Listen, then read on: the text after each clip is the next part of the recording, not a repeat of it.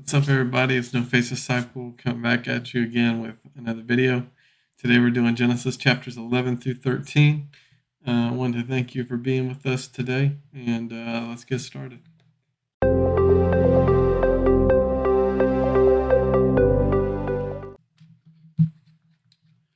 All right. Genesis 11. Now the whole world had one language and a common speech. As people moved eastward, they found a plain in Shinar and settled there. They said to each other, "Come, let's make bricks and bake them thoroughly." They used brick instead of stone and tar for mortar. Then they said, "Come, let us build ourselves a city with a tower that reaches to the heavens, so that we may make a name for ourselves. Otherwise we will be scattered over the face of the whole earth." But the Lord came down to see the city and the tower the people were building. The Lord said, "If as one people speaking the same language they have begun to do this, then nothing they plan to do will be impossible for them. Come, let us go down and confuse their language so they will not understand each other." So the Lord scattered them from there over all the earth, and they stopped building the city. That is why it was called Babel, because there the Lord confused the language of the whole world. From there the Lord scattered them over the face of the whole earth. This is the account of Shem's family line. 2 years after the flood, when Shem was 100 years old, he became the father of Arphaxad. And after he became the father of Arphaxad, Shem lived 500 years and had other sons and daughters. When Arphaxad had lived 35 years, he became the father of Shelah. And after he became the father of Shelah, Arphaxad lived 403 years and had other sons and daughters. When Shelah had lived 30 years, he became the father of Eber, and after he became the father of Eber, Shelah lived 403 years and had other sons and daughters. When Eber had lived 34 years, he became the father of Peleg, and after he became the father of Peleg, Eber lived 430 years and had other sons and daughters. When Peleg had lived 30 years, he became the father of Reu, and after he became the father of Reu, Peleg lived 209 years, and had other sons and daughters. When Reu had lived 32 years, he became the father of Serug, and after he became the father of Serug, Reu lived 207 years, and had other sons and daughters. When Serug had lived 30 years, he became the father of Nahor. And after he became the father of Nahor, Serug lived 200 years and had other sons and daughters. When Nahor had lived 29 years, he became the father of Terah. And after he became the father of Terah, Nahor lived 119 years and had other sons and daughters. After Terah had lived 70 years, he became the father of Abram, Nahor, and Haran. This is the account of Terah's family line. Terah became the father of Abram, Nahor, and Haran became the father of Lot. While his father Terah was still alive, Haran died in Ur of the Chaldeans in the land of his birth. Abram and Nahor both married. The name of Abram's wife was Sarai, and the name of Nahor's wife was Milcah. She was the daughter of Haran, the father of both Milcah and Iscah. Now Sarai was childless, because she was not able to conceive. Terah took his son Abram, his grandson Lot, son of Haran, and his daughter-in-law Sarai, the wife of his son Abram, and together they set out from Ur of the Chaldeans to go to Canaan. But when they came to Haran, they settled there. Terah lived 205 years, and he died in Haran.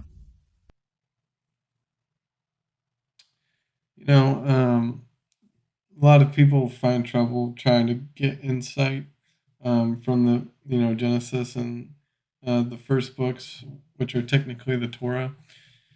But I think it's just like, for me, it's just like evidence of um, God's plan from the very beginning, and how his chosen people, as we'll learn, fail and fail again, just like the Tower of Babel.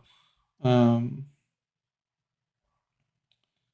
and yeah, I don't know. It just kind of gives us proof of like the history starting from Adam and going down to us, right?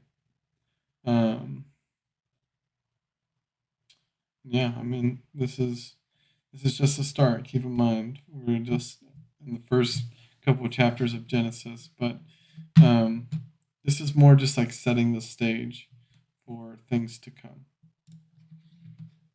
Cool. If it would work.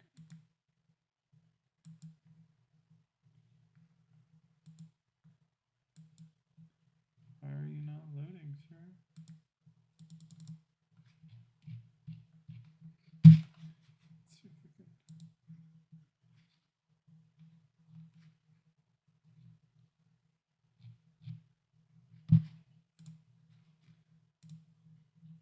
Genesis 12. The Lord had said to Abram, "Go from your country, your people, and your father's household to the land I will show you. I will make you into a great nation, and I will bless you. I will make your name great, and you will be a blessing. I will bless those who bless you, and whoever curses you I will curse. And all peoples on earth will be blessed through you." So Abram went as the Lord had told him, and Lot went with him. Abram was 75 years old when he set out from Haran.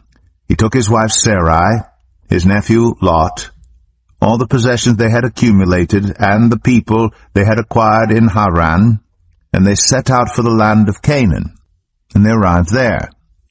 Abram traveled through the land as far as the site of the great tree of Moreh at Shechem. At that time the Canaanites were in the land. The Lord appeared to Abram and said, "To your offspring I will give this land." So he built an altar there to the Lord who had appeared to him. From there he went on toward the hills east of Bethel, and pitched his tent with Bethel on the west and Ai on the east. There he built an altar to the Lord, and called on the name of the Lord. Then Abram set out and continued toward the Negev. Now there was a famine in the land, and Abram went down to Egypt to live there for a while, because the famine was severe. As he was about to enter Egypt, he said to his wife Sarai, "I know what a beautiful woman you are. When the Egyptians see you, they will say, 'This is his wife.' Then they will kill me, but will let you live. Say you are my sister, so that I will be treated well for your sake, and my life will be spared because of you." When Abram came to Egypt, the Egyptians saw that Sarai was a very beautiful woman.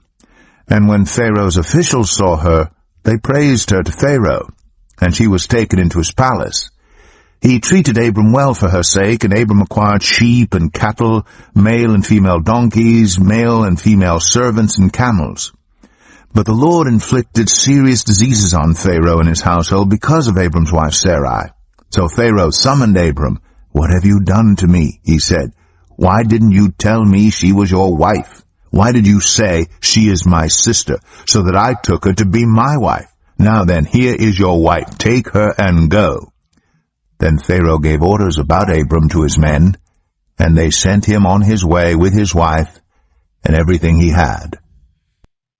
I don't know. Something that sticks out to me here is like, God made a promise to Abram, soon to be Abraham, and he still cowered in the face of the Egyptians, in the face of danger, which is what I would, in my opinion, see as a lack of faith and just fear. And this can show us something, that when God makes promises to us, we don't have to live in fear. We can be bold. We can be bold spreading the gospel, spreading the message, and don't cower. Don't deny Jesus. Instead, sing his praises for the work he's done for you in your life. Let's go last chapter.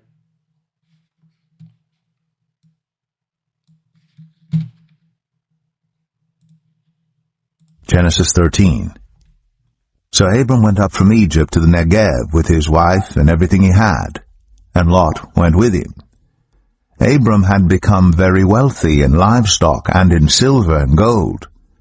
From the Negev he went from place to place until he came to Bethel, to the place between Bethel and Ai, where his tent had been earlier, and where he had first built an altar. There Abram called on the name of the Lord. Now Lot, who was moving about with Abram, also had flocks and herds and tents. But the land could not support them while they stayed together, for their possessions were so great that they were not able to stay together. And quarreling arose between Abram's herders and Lot's. The Canaanites and the Perizzites were also living in the land at that time. So Abram said to Lot, "Let's not have any quarreling between you and me, or between your herders and mine, for we are close relatives. Is not the whole land before you? Let's part company. If you go to the left, I'll go to the right. If you go to the right, I'll go to the left." Lot looked around and saw that the whole plain of the Jordan toward Zoar was well watered, like the garden of the Lord, like the land of Egypt. This was before the Lord destroyed Sodom and Gomorrah. So Lot chose for himself the whole plain of the Jordan and set out toward the east. The two men parted company. Abram lived in the land of Canaan, while Lot lived among the cities of the plain, and pitched his tents near Sodom. Now the people of Sodom were wicked, and were sinning greatly against the Lord. The Lord said to Abram after Lot had parted from him, "Look around from where you are, to the north and south, to the east and west. All the land that you see, I will give to you and your offspring forever. I will make your offspring like the dust of the earth, so that if anyone could count the dust, then your offspring could be counted. Go, walk through the length and breadth of the land, for I am giving it to you." So Abram went to live near the great trees of Mamre at Hebron, where he pitched his tents. There he built an altar to the Lord. This is more prophecy. God fulfills this. God fulfills this at a later time when he brings his son and makes the Gentiles a part of his plan, of the prophecy and the prophecies that we've heard, where I will make I will give this land to your offspring. And we are, how do I put this? We'll go.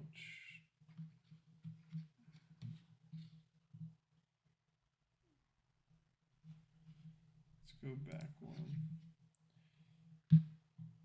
This, right here. So verse 1 through 3.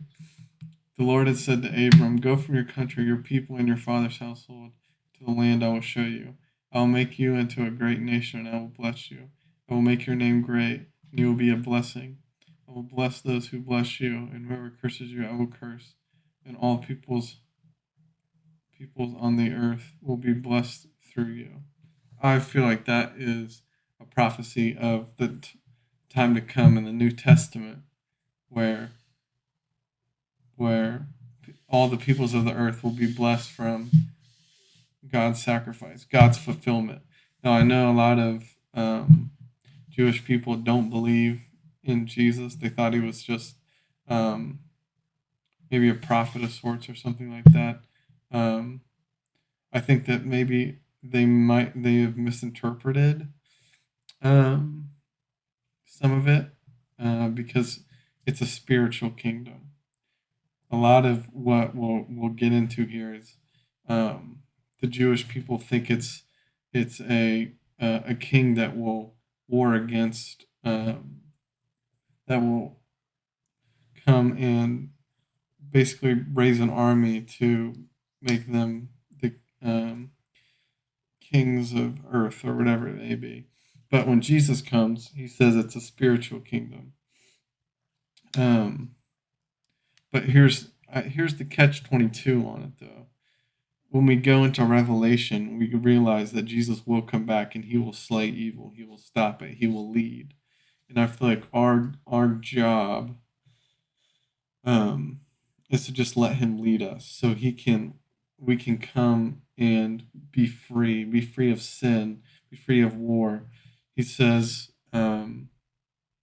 forget what verse it is, but basically, um, it's allowed in Revelation that the Lamb who was slain will come back and rule the earth. Now, I feel like it doesn't matter who you are, what religion you follow, Jesus is the way, the truth, and the life. And this is just the start of prophecy. But as we go through these first books of the Torah and then get into the middle part of the Old Testament, you will see all these prophecies, and then all of a sudden Jesus pops up, and all the prophecies are fulfilled. But it's more about the Spirit. So, anyway, that's my synopsis on that. Again, this is just the beginning. It's kind of laying the groundwork for chapters to come for basically the rest of the Bible. So I appreciate you guys hanging with me, and I hope you have a great rest of the day.